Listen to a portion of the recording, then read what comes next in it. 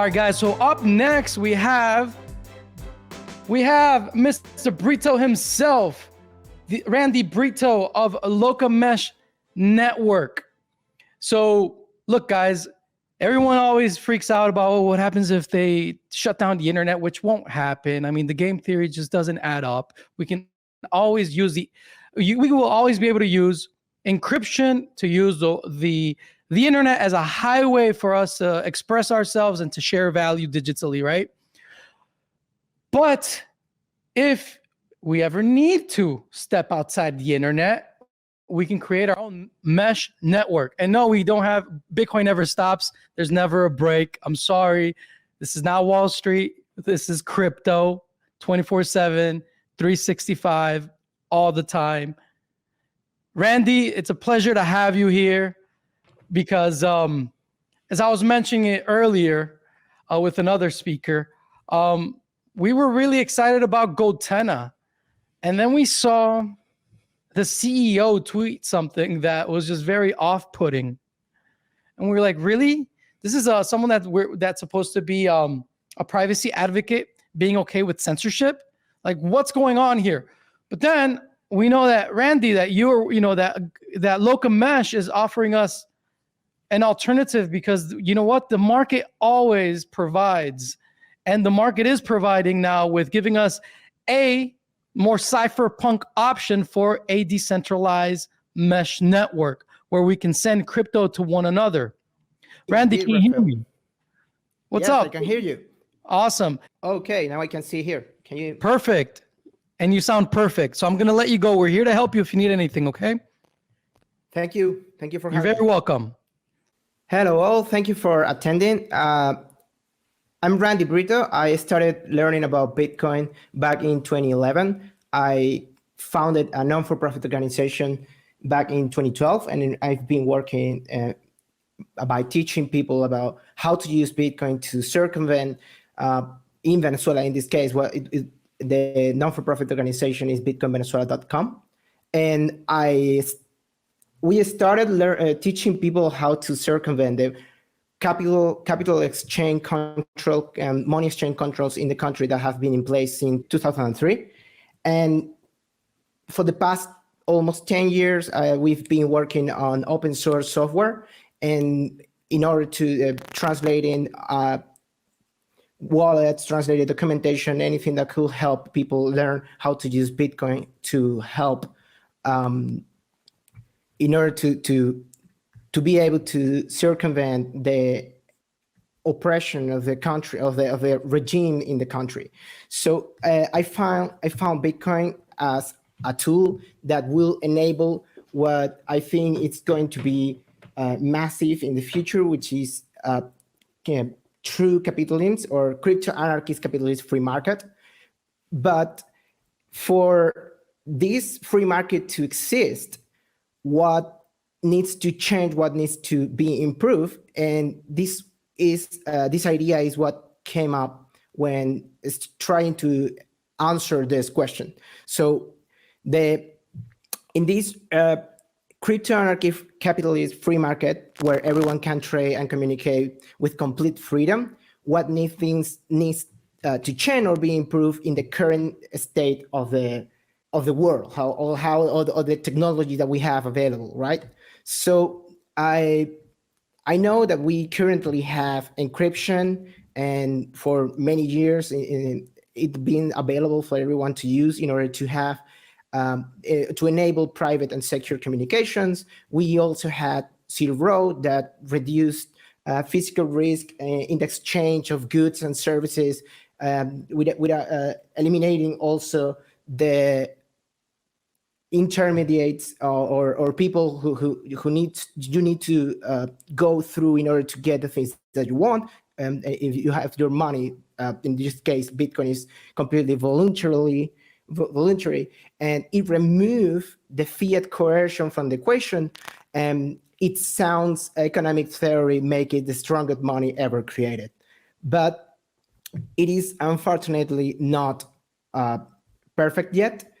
We still right now live in a world where there are, let's say it softly,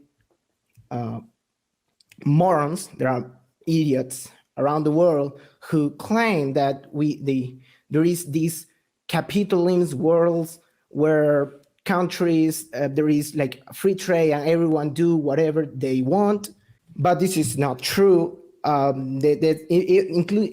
Even these morons call these like chronic capitalism. They start adding names to it. They don't like it. They hate it indeed. But this is not free market. When you have governments bailing out company, bailing out insurance company, banks, they decide when to print money, when to seize people's wealth and all these things. This is not capitalism. So this is the current state of the world where people claim stupidly that we live in a capitalist world, and this doesn't stop here. They even say that they have tried in the past, and they are indeed trying very hard to eliminate capitalism from the world. Capitalism is not dead. Indeed, it is worse now. It is like super capitalism. Now it's very bad. Well, this is a screenshot that I shared from a huge organization that claims to fight for people's freedom of browsing the web and using tools that are open source, because open source is good when it is not capitalist open source or something like that. And they basically come explain things to us during a whole hour that I hope I'm not going to be doing to you. Obviously not come explaining anything. Well, the thing is that these people say that they live they are suffering in this world of super capitalism where mysteriously there is, what we can find is government intervention in everything. So you have government intervention in what you say, what you trade, who you pay, what you're paying them with, how much you are paying them. And then you have these companies that they not only willingly give information to the government, but they also add backdoors. They are funded by them. One of them was mentioned before. They are funded by the CIA, by the way. And yeah, I'm glad that you figure out that the CEO is a moron and also a commie. And so these people feel that they are constrained their socialist liberties in this horrible war of capitalism, when we indeed see and we understand now that we are just being watched, we are being surveyed, we are being controlled, and we can be a snitch, and we can be reported. And now we not only get our transactions flagged by the organizations and the government themselves, but also our speech, our freedom of speech, our liberties. Now, even if you say something that someone don't want, you can be now not only prosecuted because the companies now have to do it because it's imposed by the government, but because they want to. They want to report you to the big brother because they want to go against you for your thought, and also for your freedom of trade. They don't want you to have it. They don't want you to have your freedom of speech. At least Winston used to have a corner or a private room where he could write down his thought without Big Brother watching what he was doing. Do we have now that? Do we even have a freedom of thought that we can think about things without everyone knowing it and even being able to report us to authorities? Well, I think, and people who have been part of the project that we've been working on for the past 3 years think that we are not allowed. We are just being allowed to do the things that we do. And you would think that you're actually free because you have papers, you have permission, you are allowed to drive a car because you have a license, and you also are allowed to use the internet in your house to speak your mind freely. But we do think that actually you are not allowed to do it. You are just being allowed to do that. You are just being given permission to do the things that you are doing with Bitcoin, with Monero, with your thought, with your writing, and when they don't want anymore to allow you doing this, they can easily stop you. And they can easily stop you because you will say that, okay, they actually cannot stop me. I'm using Tor, I'm using VPNs, they don't know who I am. I'm using anonymous tools, anonymation tools and things like that. But what you are actually not realizing in this case is that you are using all these tools through the layer that they own. You are using all these tools through the cables, through the cell towers that they own, they control, or they regulate directly. So what you cannot see right now is that you might say that, but while using this animation tool, that you clean your Bitcoins and your Moneros from time to time. You make sure to use hand sanitizer before going to a mixing pool where you put your Bitcoins. And no, this is actually not working for anything.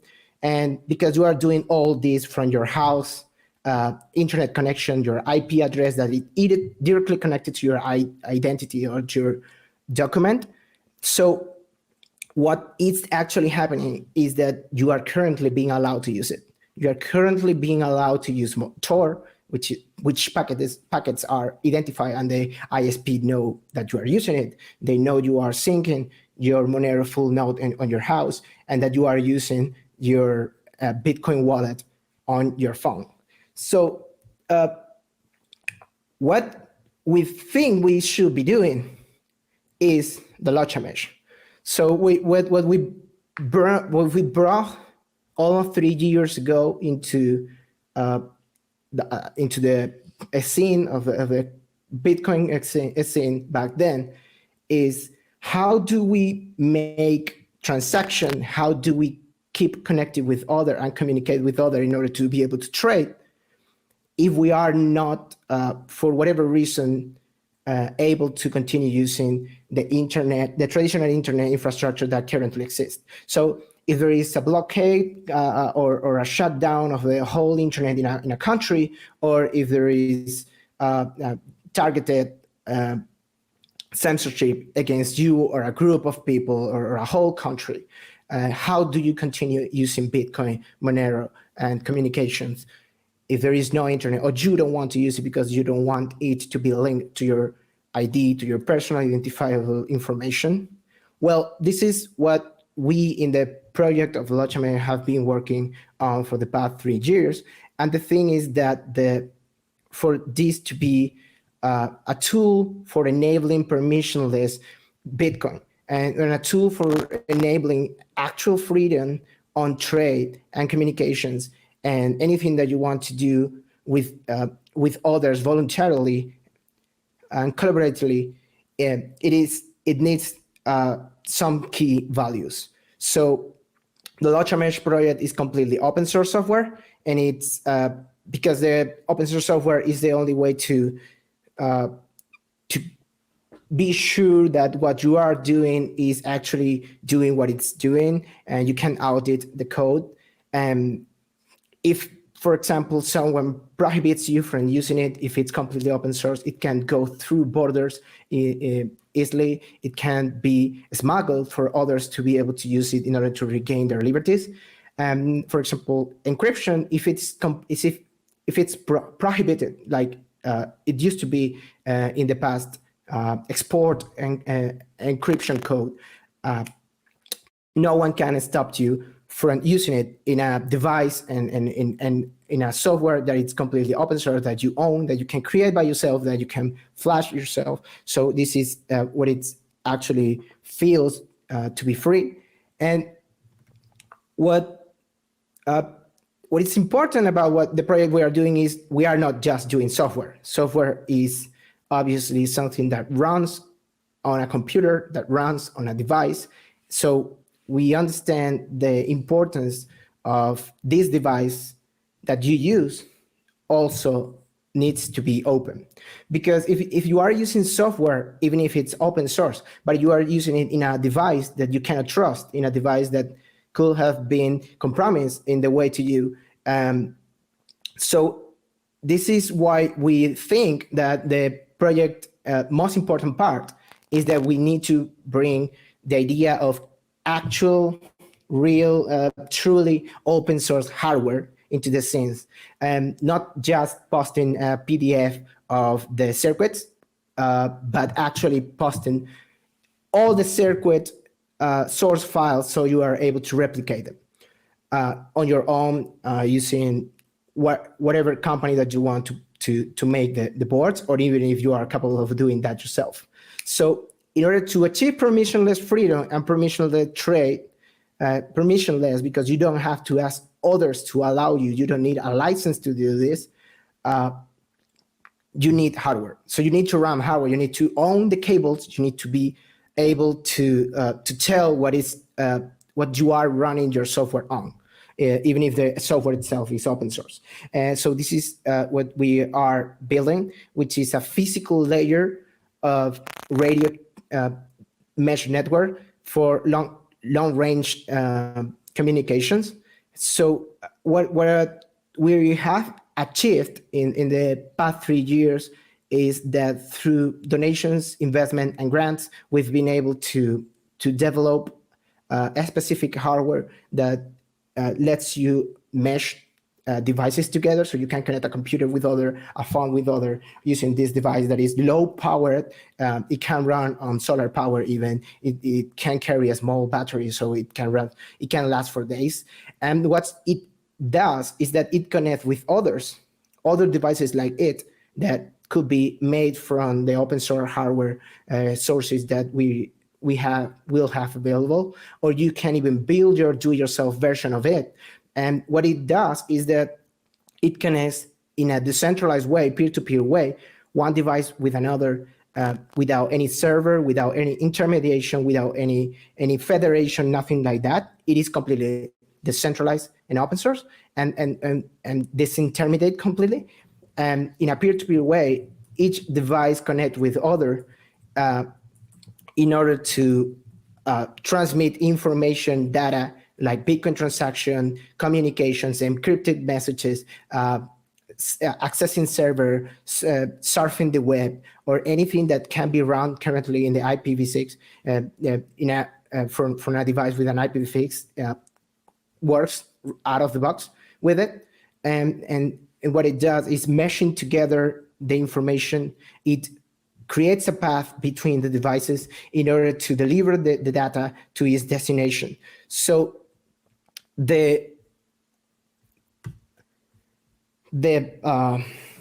leitmotif, our goal is to make people understand that if they want to be Bitcoin, we say be your own bank, and you run the numbers and you check and you verify and you don't trust, you also have to run your own hardware.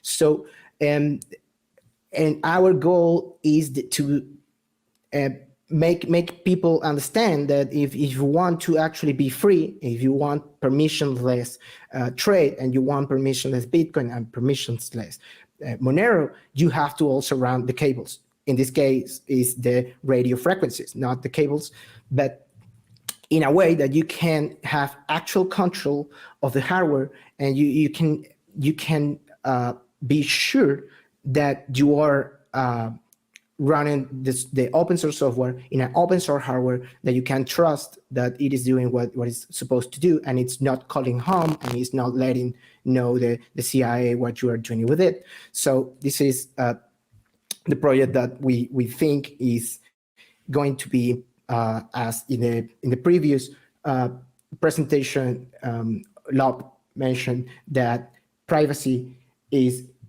going to be the next phase that we are going to need to fight in the near future after fixing scaling.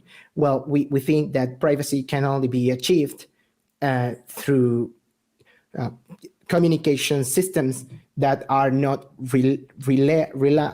that don't rely on the traditional internet infrastructure that is completely surveys, control, and KYC. So what is most important about our project is that it's a network. So it does need others to join. It does need nodes to be run by people. We need people to make their do-it-yourself version of it. We need people to build the hardware like we have been doing in the past 2 years. We developed the hardware, but we are now producing it, and the main idea of the Locha Mesh is that the project is above the people that have created it or have brought the idea. That even if we have person disappear for whatever reason, or someone make us disappear, that the project can continue because it's completely open source and open hardware. So you can be part of the network, because for a resilient mesh network to work, you need nodes in order to find path. You need nodes, other people running nodes in order to be served services from them, in order to access a web server that is in range with you, or in order to get through hubs to another service that you want. Or if you need to get to the internet, you need a gateway. So someone needs to run it. So you need users inside the mesh providing services to other running hardware, and also doing improvement to the software, to the open source software, and to the open source hardware for everyone to be able to use and to be able to achieve permissionless freedom. What a beautiful presentation, Randy. Thank you so much. As you were talking, everyone was like, go, go, go, go. This is incredible. So does it carry any type of chip like that? Well, it does have an MCU that makes all the computational that is needed for the mesh in order to work. So it makes it does all the logic needed in order to route packets and do all the protocol needed for the mesh to work. And we in the hardware that we have developed, which currently is a dev kit, we also added another MCU that is a ESP32 which you only use is to create a Wi-Fi hotspot. So it is like a router or a hotspot. But the difference from the router in your house is that the router in your house gives you access to the traditional internet infrastructure, and this 2PL device gives you access to the Locha mesh network, the centralized mesh network of devices, right? So you can use it with only the radio MCU, or you can use it with the combined package of the two MCUs in order to be able to have multiple users per device, like a traditional router in your house. Yeah, I saw some comments about Tor, I2P and hydroxyl, I think.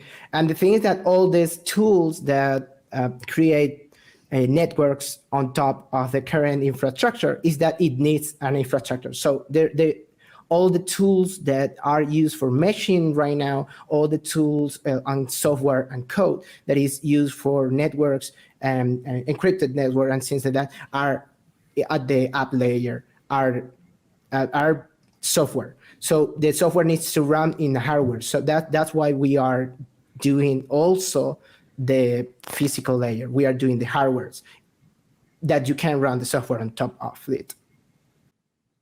A lot of people have been asking, like, well, how can we help you out? Like, everyone's really excited here about what you're doing. How can people help you out? How can they contribute to the project? What do you need? We're here to help.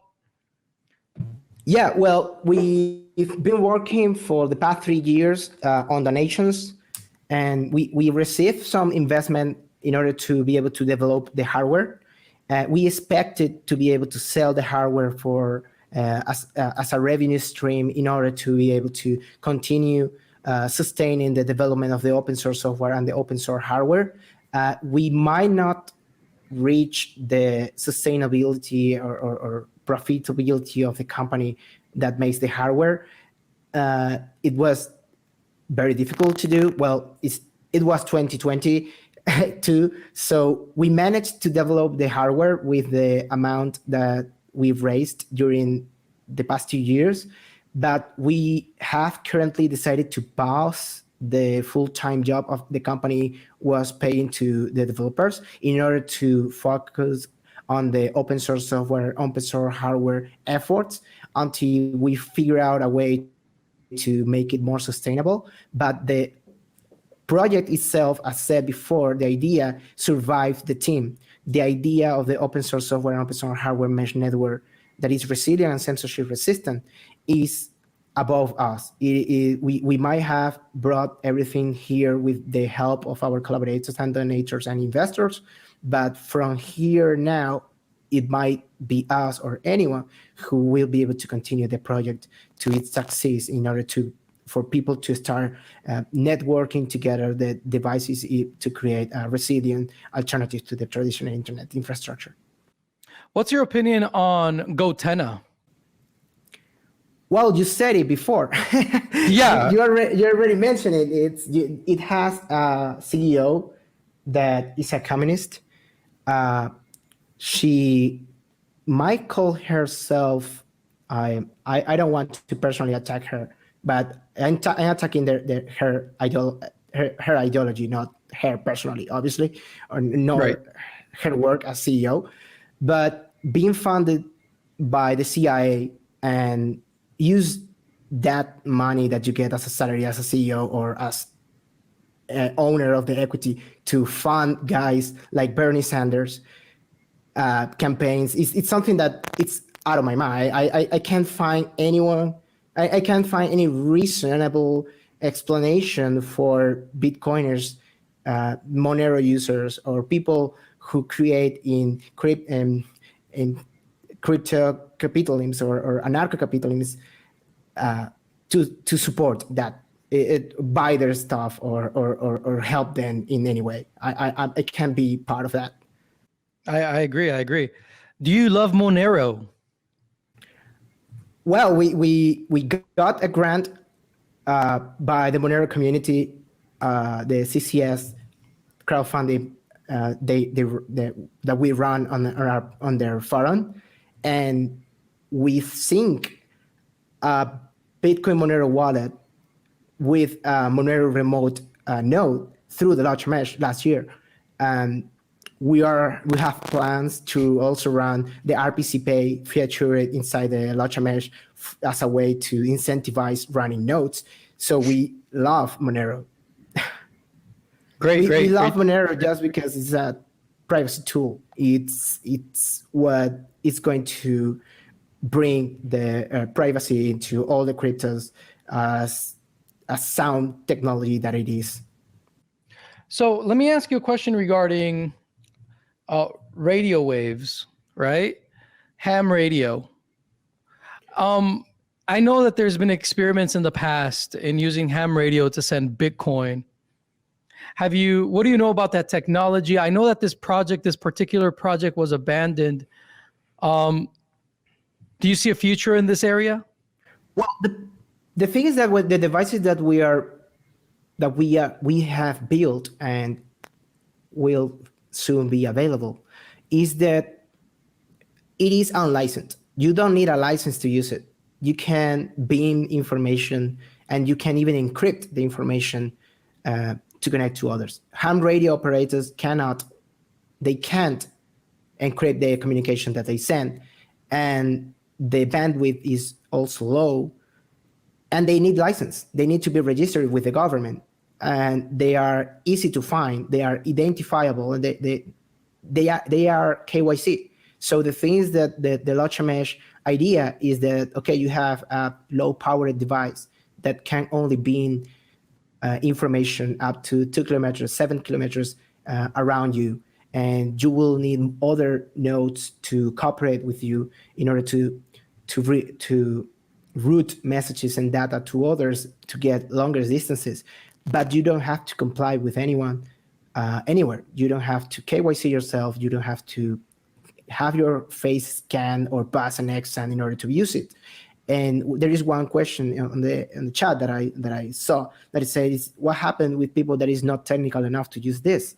Well, the idea is that we made this completely open source because we want everyone to be part of it, and this will enable people to make it as plug and play as possible. That's our goal from the day one, and the thing is that you not only need to pass an exam and to get a license to use it, but if that you won't actually need to be a very technical person in order to use it. It is a router that exposes a Wi-Fi hotspot. You connect to it and you just start doing whatever you regularly do with your phone, but without having to expose your IP to others through the internet. Okay, someone's asking if you can reflash a Gotenna device with the Locha Mesh software. Well, you cannot use the Locha firmware or the Locha software on the Gotenna devices because their devices are hardware proprietary and they are closed sourced, and their software is also closed source. Indeed, you need to register in their website in order to get an API key to use one device. And once you get that, you still need to share your contacts list of your phone and your GPS location in order to be able to use it. Indeed, they just launched a product that is supposed to be available soon, that it's like a chip or a board that you can buy. It is like a Gotenna Pro or something like that, but in a form that you can put attached to other devices, like to a computer or something like that. And so it is more hackable. The thing is that when you go there to try to buy it, they say it is currently not available, but if you tell us, because it's like you have to comply with this, what you think you are going to use this for and who you are, we might send you some units. So this is like you have to dox yourself in order to use this. No, that's obviously not what we want. So it is part default, but our platform and our devices are as open as possible. Our devices are indeed, we ditched the idea of using LoRa back in early 2019 because LoRa, besides its technical limits and technical limitation, it's a proprietary technology that it's currently only licensed to producers, to manufacturers in the world can actually make those chips. So we ditched LoRa completely, and we went for an MCU that is CC 1312R1, which is more open. There are many manufacturers, and the information is mostly available, so you can even replicate the device. There must be a lot of copies of that chip that you can use, and it can be found in many hardware that it's already available off the shelf. What off-grid power grid source are you using? Well, the devices run on low power, and they can have a lithium battery or the batteries that drones have used that you can find online on Amazon or AliExpress or whatever place batteries are sold. And so this is a specific hardware made for the use that it's meant to. The low consumption of the battery allows you to run on a solar power or run it on battery only for a few days. And if you manage to charge the battery, it's going to work. This is one of the reasons we thought that the specific hardware was needed, because many of the other meshing software that you can find that they say that they use the phone directly. So they have this idea that everyone has a phone, so everyone could be a node inside a mesh. And this is actually not possible because phones are not meant to be a node inside a mesh. So being a node inside a mesh means that you have to be always on routing, or in case of other, only relaying information. In our case, is routing the information to its destination. And this is something that needs to be outside your phone, because your phone has a battery that needs to power like a high quality camera, a high quality screen. And that means that most of the nodes will always be out of battery. So this is why we have the idea of this hotspot, that you can buy one and you can connect like 3 smartphones to it. So you have one for your family, for example, and you can connect to others inside the Locha Mesh. How can people buy the device? Some people are saying that the pre-order button on the Locha Mesh site is not working right now. Yeah, this is because of what I've explained before. We kind of find it very difficult to make it a profitable company in order to make it sustainable. So the number of orders that we got were not enough at this time in order to make the salaries and the production of the hardware sustainable. So we are going to try to continue pushing the open source software and open source hardware efforts while we figure out how to solve the difficulties on the hardware company that was going to sell the devices directly to a consumer-ready device. So we currently have this development kit or development board, which we call the TruePL dev kits, and it's currently sold completely because we made a batch and we are sending them very soon to everyone who have made a pre-order donation in the past 2 years. But we have paused that production until we figure out how we can fund the hardware company in a more sustainable way. But you can still use the open source hardware that is going to be available in the GitHub repos for you to make it like build it your own, or you can use the do-it-yourself version that is currently available also on GitHub in the lochamesh.org, LOCHA mesh.org, and there you can see all the open source software and the do-it-yourself guides in order to build your own too.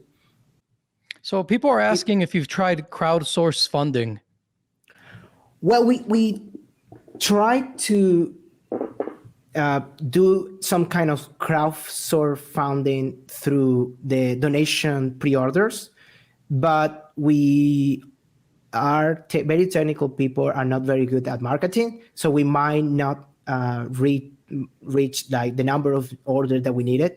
So we are trying to figure out how we are going to bring back the company that made the hardware, but as mentioned, in a way that is sustainable by itself. So if anyone has any idea of how we can inject funds into the hardware because they like this project and they want this to achieve what we have and our goal, and we are open to talk to you if you have any way to make the hardware company work again and to achieve this goal. But for the time being, we are going to focus on the open source efforts until there is someone or there is a way that we can make the production of the hardware again. Awesome. Well, I really want to sit down with you and share ideas. Yeah, we'll sit down and share ideas on this topic because what you're working on is fascinating. And if we can help you out in any way, we will do that. So we'll sit down and share ideas as to how we can figure something out. Wow, guys, this was incredible. Thank you so much for being with us, Randy. This was incredible. I'm really happy you came. I'm really happy you gave this talk, and that now more people know about your work and Locha Mesh. Thank you so much for being with us. Thank you.